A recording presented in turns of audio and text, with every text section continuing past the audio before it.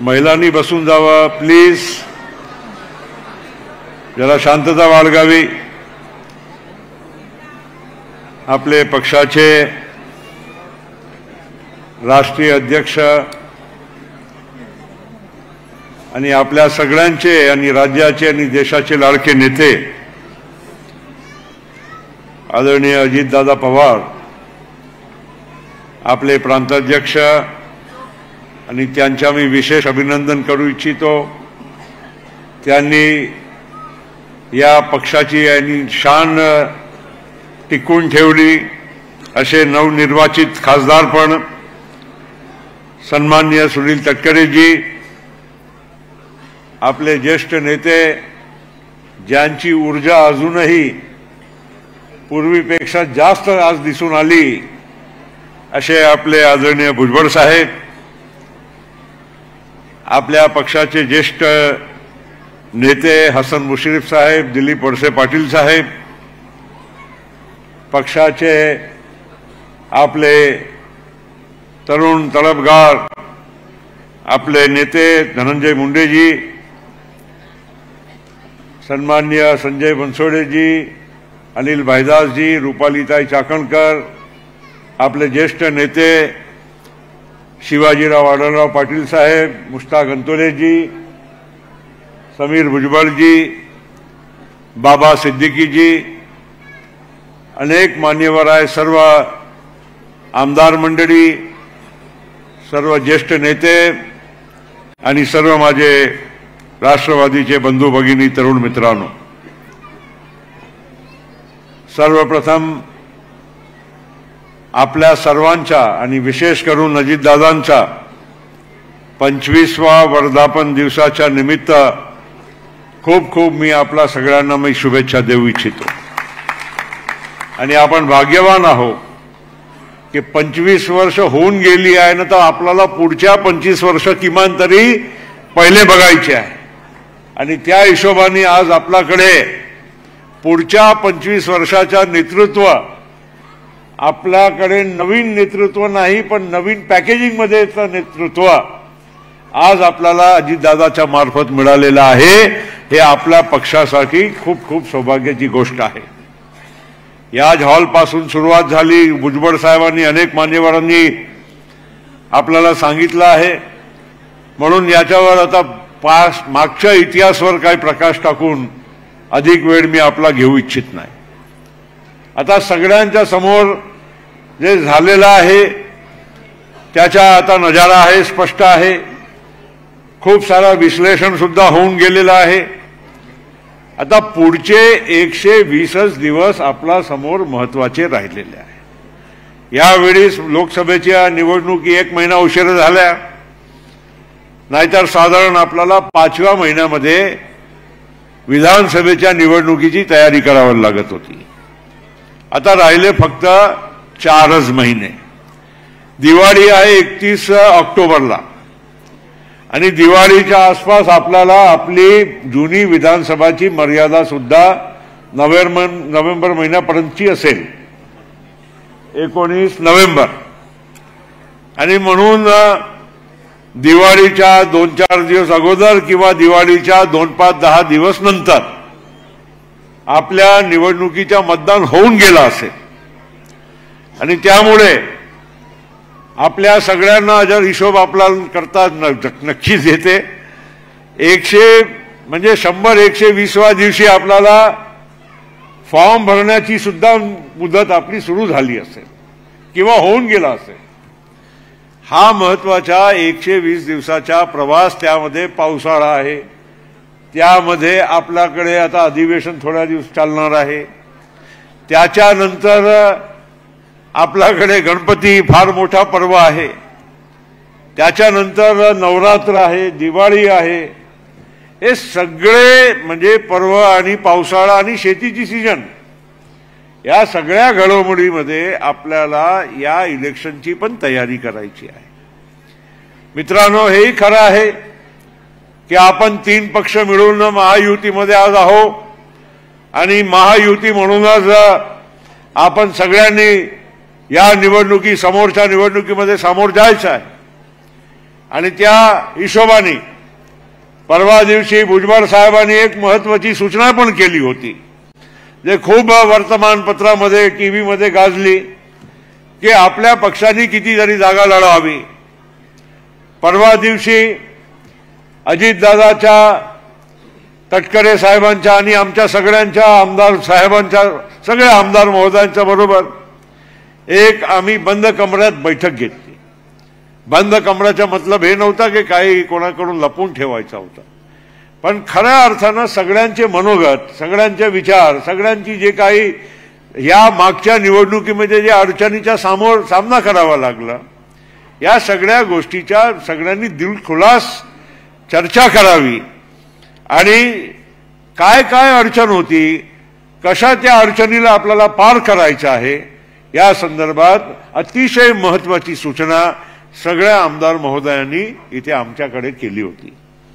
आणि खरं आहे की आपण जे काही नेरेटिव्ह सेट झालं, काम खूप केलं आहे, याच्यात काही दुमत नाही. भुजबळ साहेबांनी सांगितलं त्याप्रमाणे अनेक क्षेत्रामध्ये या महाराष्ट्रामध्ये, देशामध्ये काम खूप झाले, पण नुसता कामाच्या भरोश्यावरच आपल्याला मतदान होत आहे की नाही, हाही विचार करून आपल्याला या इलेक्शनमध्ये सामोरं जायचं आहे. विकास नक्कीच करावा लागते. प्रत्येक आमदारांना कुठल्याही गावामध्ये पाय ठेवण्या अगोदर मी या गावासाठी काय केलं की नाही केलं हा प्रश्न मला विचारण्यात आला तर मी काय उत्तर द्यावा, हा सर्वात मोठा प्रश्न असतो. फक्त म्हणजे गावामध्येच नाही, एखादा वॉर्डमध्ये जाताना हा विषय येतो. कारण शेवटी लोकांचे जे स्थानिक प्रश्न आहे ते विकास कामाच्या माध्यमातून आपल्याला पार करायचेच आहे आणि त्यामध्ये दादांनी बऱ्याचपैकी लक्ष घातलेलं आहे. आम्ही कधीही असं ऐकलं नाही कोणत्याही आमदारांकडून. पहिल्यांदा दादांनी एक नवीन प्रथा सुरू केली. दर मंगळवारी मुंबईमध्ये सगळे आमदार असतात, सगळे मंत्री महोदय असतात, त्यांच्या बरोबर दर मंगळवारी मीटिंग करून त्यांच्या प्रश्न काय आहे, त्यांचे विकास कामाचा काय म्हणजे आढावा आहे, कोणते काम तातडीनं करून घ्यायचे आहे, हे सगळं आपल्या नेत्यांच्याकडून सातत्यानं पाठपुरावा केला जात आहे आणि प्रत्येक आमदारांना काही ना काही समाधान झाल्याशिवाय राहिला नाही आहे, एवढी मला पण आता खात्री वाटते. पण तरी देखील दादा या पुढच्या 3-4 महिन्यामध्ये जितकं झपाट्याने, कारण हे आचारसंहिता कधी लागते 3 महिना, एक महिना 1.5 महिना अगोदर, आता हे सगळे काम आपला आता तुम्ही अर्थसंकल्प मांडणार, त्याच्यानंतर सगळ्यांचे टेंडर वगैरे वगैरे प्रोसेस हे सगळं आहेत. पण प्रश्न असा आहे की कामाच्या पलीकडे जाऊन सुद्धा जसा भुजबळ साहेबांनी सूचना केली, हे अतिशय महत्वाचं आहे की आपण लोकांना जे काही दिशाभूल करण्यात आला, लोकांच्या जे काही सामाजिक जे दुरावा करण्यात आला, त्यामध्ये कुठे अयशस्वी राहिलो, त्यामुळे ही परिस्थिती मागच्या लोकसभेची आपल्याला बघायला मिळाली. आता अमीन दिलीपराव आताच बोलत होतो, लोकांना म्हणजे हे प्रचार करणं फार सोपा होता की देशाच्या संविधानच बदलण्यात येईल. या पहिल्यांदा असं झालं की आपल्या आदिवासी समाजाला पण गैरसमज झाली. कधी कधी आपल्याला वाटायचं की दलित समाजामध्ये गैरसमज आहे, पण आदिवासी समाजामध्येही गैरसमज निर्माण झाली. आणि बऱ्याच ठिकाणी तुमच्याचकडे मी जेव्हा गेलो होतो, तुम्ही हॉस्पिटलमध्ये होते, तिथेच तुमच्याच मंचारमध्ये एक आदिवासी बांधव आपला पक्षाचा जुडलेला उभा होऊन मला विचारत होता की साहेब काहीतरी याच्याबद्दल खुलासा केला पाहिजे. म्हणजे आदिवासी समाजामध्ये नेहमीच्या आपल्याला आदिवासी समाजाला एवढा काही खुलासा करायची गरज कधी पडली नाही. पण दिलीपराव आताच मला सांगत होते की आपण यशस्वी ठरलो की या देशाची राष्ट्रपती महोदया आदिवासी समाजाची आहे. कुठलाही असं आरक्षण रद्द करायचं असेल तर शेवटची सही त्यांचीही लागणार आहे. ही कोणी आपल्याकडून कोणी देशाच्या लोकांना सांगू शकले नाही.